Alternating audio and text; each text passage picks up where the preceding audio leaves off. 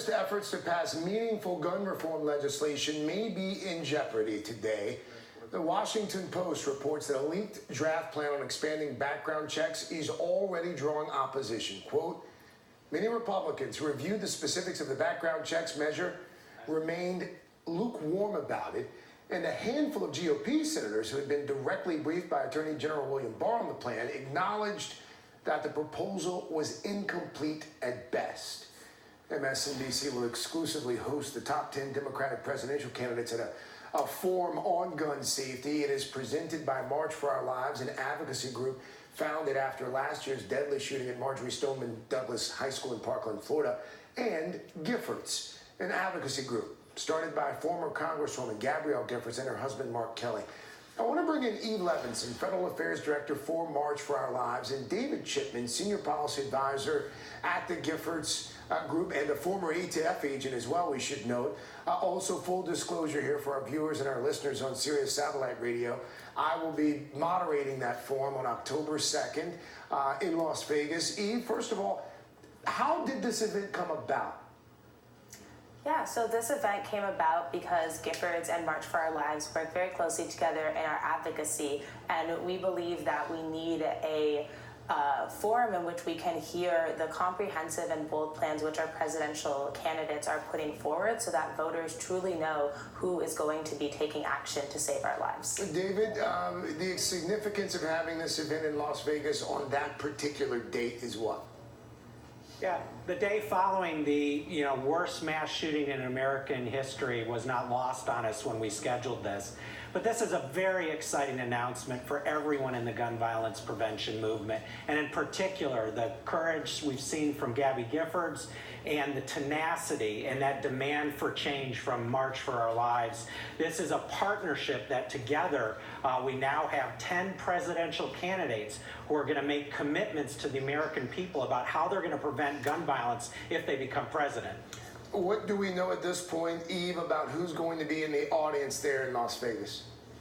So the audience is going to be full of many of our partners from the advocacy space and gun violence prevention, but with a special emphasis on making sure that we have a lot of survivors and also a lot of students who have really been and need to continue to be at the forefront of this fight. Eve, as you know, Senate Majority Leader Mitch McConnell says that he is waiting to find out what President Trump will support before he asks the Senate to act on gun reform. What are your expectations? I think that it's really unknown what will happen, but we're going to continue to be pushing for background checks and extreme risk protection orders, and among other policies in both the Senate and the House. The reality is that both of these are important policies, but they're also just incremental steps towards the sort of comprehensive, bold change we would need to truly be able to reduce the gun death rate in our country. You used a phrase there that I'm not sure everyone fully understands there, extremist protection orders. Clarify that for us. So extreme risk protection orders is a piece of legislation that allows for the temporary removal of a gun from an individual in a moment of crisis. And this is one of the pieces of legislation that Chairman of the Senate Judiciary Committee, Lindsey Graham, has indicated that the Republicans might be willing to consider. Similar to red flag laws. I mean, that's a term yes. that they're also that's an interchangeable term.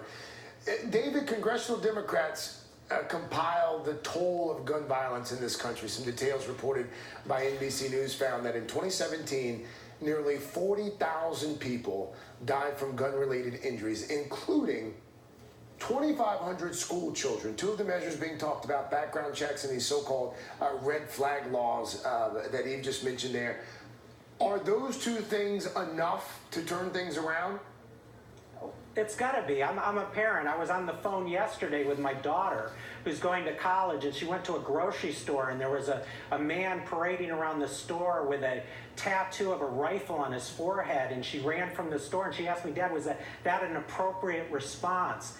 These are real conversations parents are having with their children every day, and if this is exactly why we need a government to take action. We have a bipartisan background check bill that was already passed in the House, and because we have not moved forward with that, we have the Odessa shooting where someone can circumvent that law. People are dying every day unnecessarily because congressional and Senate leaders and our president are failing to act.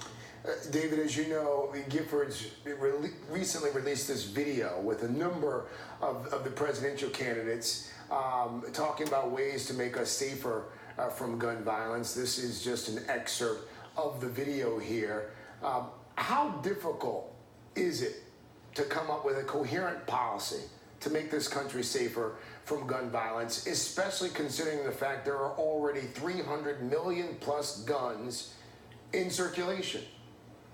It's a tall order, but that does not mean that we cannot act. First and foremost, 90% of Americans understand that before you buy an AR-15, the same gun I carried on ATF SWAT team, you should be required to, at a minimum, pass a background check. Americans understand that if police learn information, then someone is in imminent danger to hurt themselves or perhaps go into a school, that they should have the tools and power necessary to just temporarily remove those guns. We want our police to be able to prevent violent crime, not just solve them like on TV after the fact.